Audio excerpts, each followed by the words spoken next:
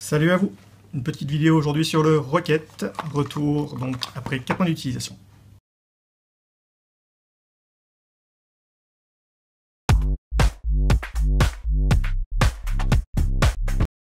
Donc aujourd'hui petite vidéo sur le Rocket, voilà, mon premier reconstructible, premier râteau reconstructible, fait 4 mois que je l'utilise maintenant.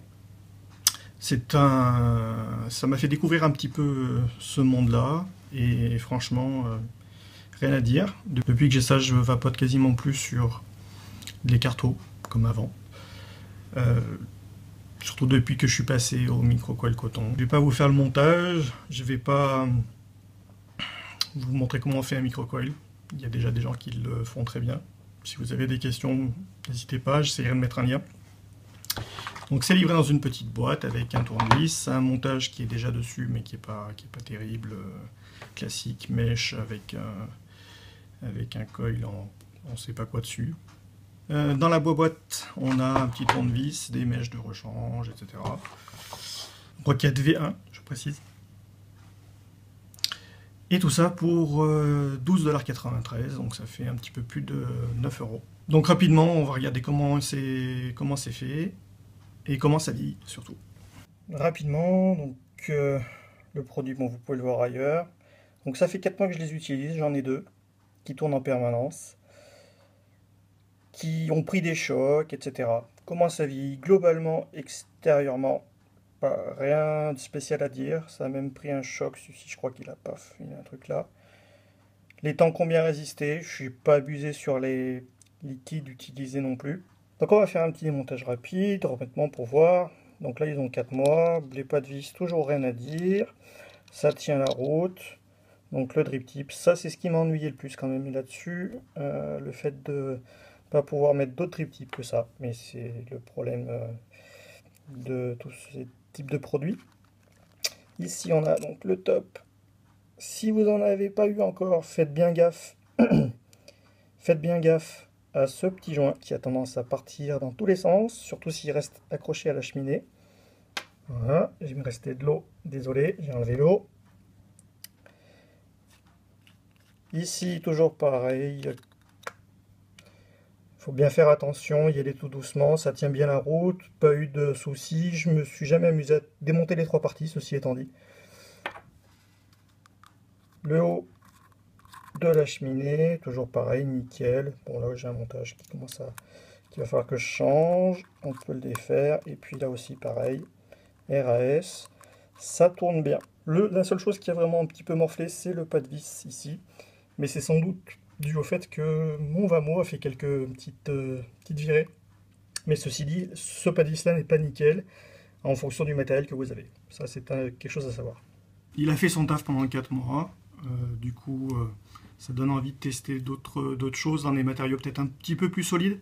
Le temps que, notamment à ce niveau-là, bah, c'est un petit peu du plastoc, donc les pas de vis, il faut faire gaffe. Pareil ici, donc pour ça que j'ai jamais rien démonté à ce niveau-là. Niveau du montage, c'est une bête qui est assez difficile à manipuler. Les vis sont un peu petites, la tête est très petite, donc difficile à manipuler.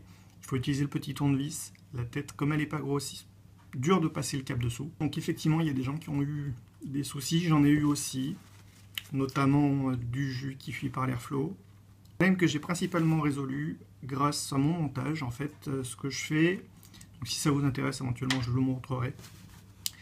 Ce que je fais, c'est que j'ai mon coil qui est dans l'axe, exactement comme les arrivées de liquide. Donc mon coton qui en sort et qui en fait vient descendre directement dans les emplacements où le jus arrive, ce qui fait qu'on n'a pas de jus qui peut venir directement et passer dans le trou. Donc comme je l'ai dit, bien faire attention au petit joint qui est tout en haut, qui a tendance à partir et il n'y en a pas de rechange de fourni. Et autre petit conseil aussi au niveau du remplissage. Donc vous mettez votre jus, si vous le remplissez par là. Perso, j'ai jamais utilisé le trou de remplissage parce que je pense que c'est une source justement sur ce produit-là de problème. Ce que je fais, c'est que je remplis jusqu'ici, tout en ayant jusqu'au joint qui est à l'intérieur, pardon. Tout en ayant le droit sur le trou d'air hall d'admission de l'air. Et je commence à amorcer mon pas de vis. À ce moment-là, une fois que je l'ai amorcé, hop, je retourne, je laisse descendre le liquide, je libère l'air. pour que la pression se fasse comme il faut et que l'air ressort quand je revisse. Et puis voilà. Avec ça, plus trop de soucis. Autre petite chose à savoir, il a tendance à suinter. C'est pas des fuites, c'est pas par le air roll, on en retrouve un petit peu comme ça de temps en temps. Il est un petit peu gras. Voilà, donc c'est un produit qui est un petit peu chiant à ce niveau-là. Mais pour 9 €, il a fait son taf. Donc c'est une version 1 comme je l'ai dit. Je n'ai pas testé la version 2. Il faudrait que j'essaye. Donc voilà, une petite vidéo rapide encore une fois, pour vous montrer comment ça vieillit après 4 mois d'utilisation de ce Rocket, donc que j'utilise toujours aujourd'hui, là sur mon Shihou. Le reste est arrivé aujourd'hui, donc j'ai pas eu le temps de le monter. Voilà.